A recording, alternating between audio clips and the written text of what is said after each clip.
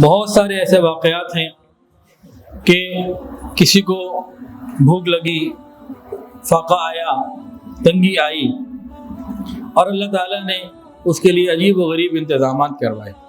4 محدثین تھے، دین سیکھنے کے لیے اپنے آپ کو روکا ہوا تھا، دین سیکھنا سکھانا، جو کچھ ہاتھ میں مال تھا کھا پی کے چند دنوں میں مہینوں میں ختم ہو گیا۔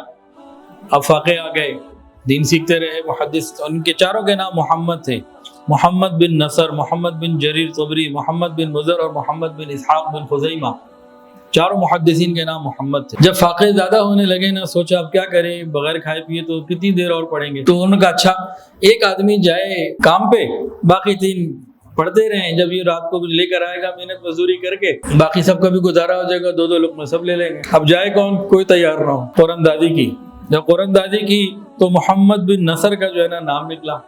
اب وہ طلب معاش کے لیے نکلے گھر سے، اب سوچے میں کیا کروں، انہوں نے جناب نماز پڑھنی شروع کر دی، نماز پڑھی جا رہے، نماز پڑھے، ابھی دوپہر کا وقت ہے۔ ادھر جو مصر کا حاکم تھا نا، اس کا نام تھا احمد بن طولون، وہ دوپہر کو قیلولے کے لیے آیا ہوا تھا، قیلولہ کرنا سنت ہے، وہ دوپہر کو قیلولے کے لیے اپنے محل میں آیا ہوا تھا۔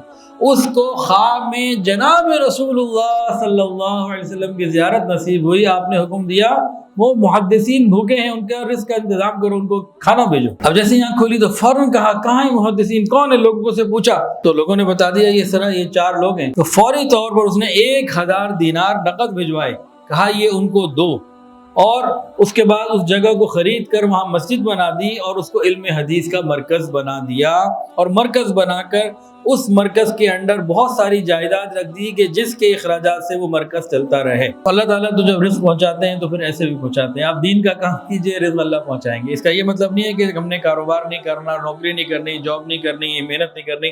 اس واقعے سے کوئی یہ مراد نہ لے لے، تو محنت بھی کرنی ہے اور اللہ سے مانگنا ہے، دینے والا اللہ ہے۔ ویڈیو کے نیچے سبسکرائب کے بٹن پہ کلک کریں، بیل کے آئیکن پہ کلک کیجئے تاکہ ہر نئی ویڈیو کی نوٹیفیکیشن آپ کو مل جائے۔